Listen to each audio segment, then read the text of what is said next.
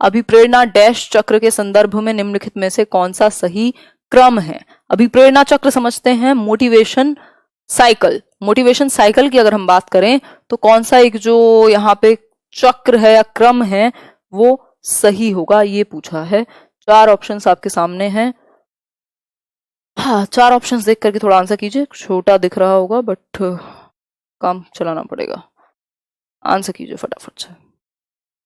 अभिप्रेरणा चक्र।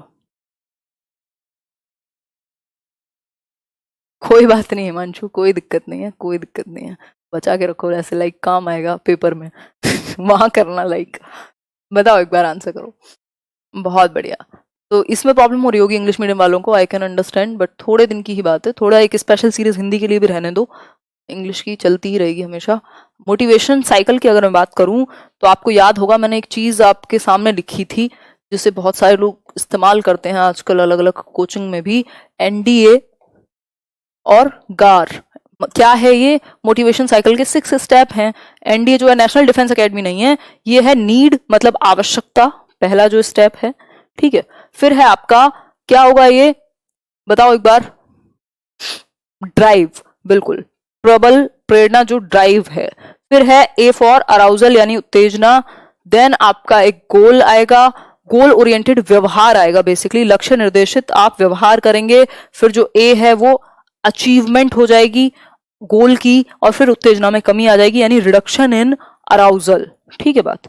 तो ये आपको बेसिक चीज ध्यान में रखनी है। पहले हमें आवश्यकता ही आविष्कार की जननी है। हम मोटिवेटेड फील करते हैं जब हमें वजह से एक ड्राइव जनरेट होगी जो आपको थोड़ा सा चलने के लिए, आगे बढ़ने के लिए धकेलेगी। ओहो हो,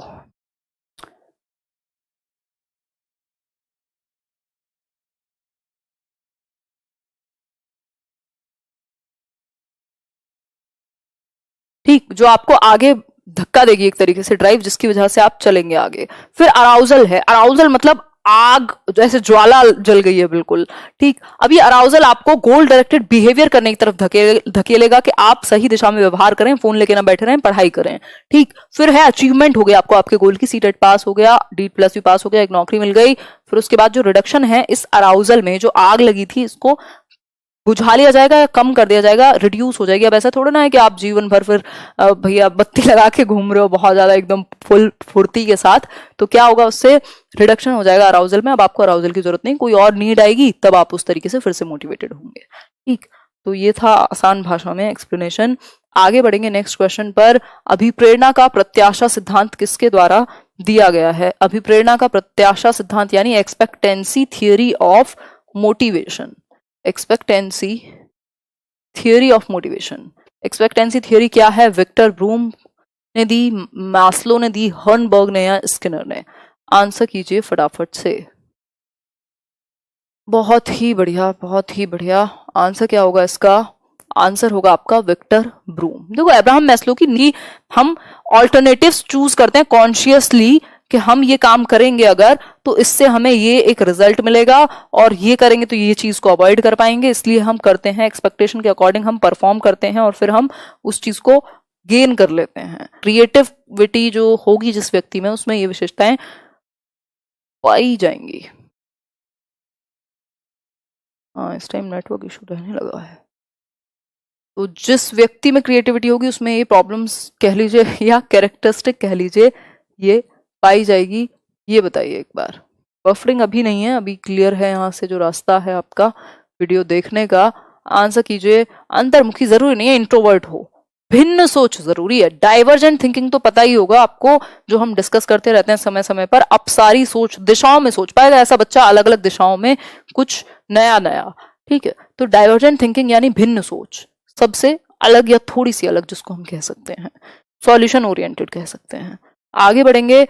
डैश बच्चों में अमूर्त मान प्रत्ययों को ग्रहण करने की योग्यता होती है, यानी कि एब्स्ट्रैक्ट जो कॉन्सेप्ट्स हैं उनको ये बच्चे ग्रहण कर सकते हैं आसानी से, या इनके अंदर एबिलिटी होती है। तो ये कौन से बच्चे हैं? पिछड़े हुए हैं, प्रतिभाशाली हैं, मानसिक रूप से पिछड़े हैं, या उपयुक्त में से कोई नहीं?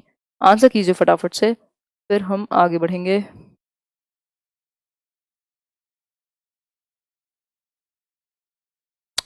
ओहो, एक मिनट एक मिनट एक मिनट।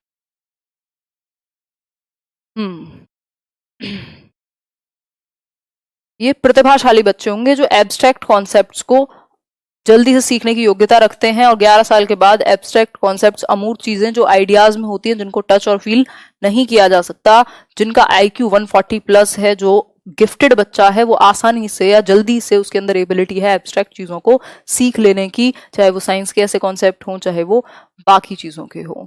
ठीक है, आगे बढ़ेंगे नेक्स्ट क्वेश्चन की तरफ। नेक्स्ट क्वेश्चन क्या कहेगा ये देख लेते हैं। नेक्स्ट क्वेश्चन कहेगा केवल कागज पेंसिल जांचों द्वारा आकलन, मतलब पेपर पेंसिल जो टेस्ट है आपका, वो कैसा है, जो असेसमेंट है पेपर पेंसिल का।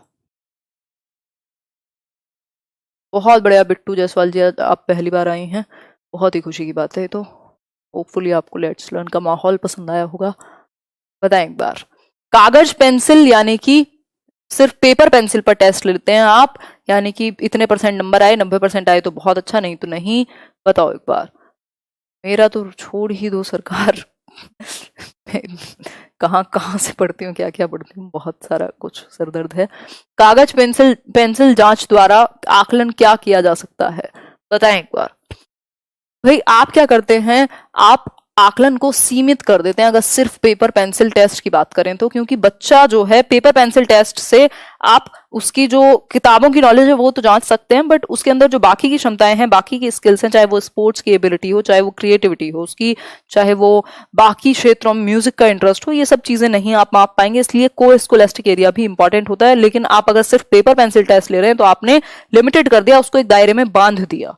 ठीक, तो इसलिए आकलन को या असेसमेंट को सीमित कर देगा। जो पेपर पेंसिल टेस्ट है सभी आयामों को माप नहीं पाएगा। एक कक्षा में व्यक्तिगत विभिन्नताओं के क्षेत्र हो सकते हैं, यानी इंडिविजुअल डिफरेंसेस के जो डोमेन्स हो सकते हैं क्लासरूम में, वो कैसे हो सकते हैं, सीखने के रूप में, रुचि के रूप में, चरित्र के, या फिर इन सभी में। आंसर कीजिए फटाफट से, फिर हम लोग आगे बढ़ेंगे।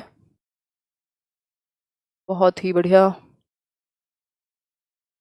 दीदी, इट्स ट्रेनिंग। कहाँ सदा खान, कहाँ बारिश हो रही है, किस जगह रहते हैं आप? मौसम ऐसा ही रहता है वैसे आजकल, ठीक है पहले से। बिल्कुल, इन सभी यानी कि ऑल ऑफ दी फॉलोइंग। भाई आप लर्निंग की जो एबिलिटी है सब में अलग हो सकती है, हर इंसान इंटरेस्ट सबके अलग हो सकते हैं, जो पर्सनैलिटी है, जो कैरेक्टरिस्टिक है, कैरेक्टर है इंसान का, वो अलग हो सकता है, यानी इंडिविजुअल डिफरेंसेस इन सभी के बेसिस पे होते हैं। तो आंसर हो जाएगा इसका simple D answer, D option. आगे बढ़ेंगे नेक्स्ट क्वेश्चन की तरफ। अच्छा, अभी और भी क्वेश्चंस हैं।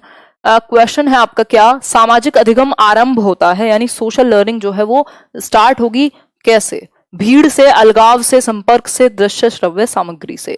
तो सोशलाइजेशन, सामाजिकरण, समाज के तौर तरीके, नियम कानून, सीखने की चीजें, ये सब जो सीखते हैं आप समाज के संपर्क में आके सीखते हैं। अगर आप किसी के संपर्क में ही ना आए तो आप सोशलाइज्ड नहीं बनेंगे, आप सामाजिक नहीं बन पाएंगे, ना आप बोलना सीखेंगे, ना आप कुछ करना सीखेंगे, बैठे रहेंगे एक रूम में बॉक्स में बंद होकर के। जो ह्यूमंस होते नहीं है, ह्यूमन बीइंग क्या है, सोशल इन नेचर होते हैं, यानी हम सोशल बीइंग हैं, सामाजिक प्राणी हैं। इसीलिए अभी हम 21 दिन के लॉकडाउन में बहुत ही दुखी हैं, आंसू बहा रहे हैं घर पे बैठ के, क्योंकि हमें मौका नहीं मिल रहा सोशलाइज करने का, 4 बातें करने का दोस्तों से। ठीक, तो संपर्क से। ठीक है, आगे बढ़ेंगे नेक्स्ट क्वेश्चन की तरफ। नेक्स्ट क्वेश्चन है आपका, निम्न में से किसको विद्यालय में सामाजिकरण की विशिष्ट अवस्था माना जाता है, यानी एक स्पेसिफिक या स्पेशल स्टेज है सोशलाइजेशन की विद्यालय के अंदर? पहला है किशोरावस्था, फिर है बाल्यावस्था, प्रौढ़ावस्था, या फिर शैशवावस्था। आंसर कीजिए, फिर हम लोग आगे बढ़ेंगे नेक्स्ट क्वेश्चन की तरफ। जो बाकी के सेशन है ना, ईवीएस के, इंग्लिश पेडागोजी, हिंदी पेडागोजी, उनको कर देंगे कंटिन्यू, होपफुली कल से ही देखते हैं अगर कुछ हो पाता है तो। बताएं एक बार।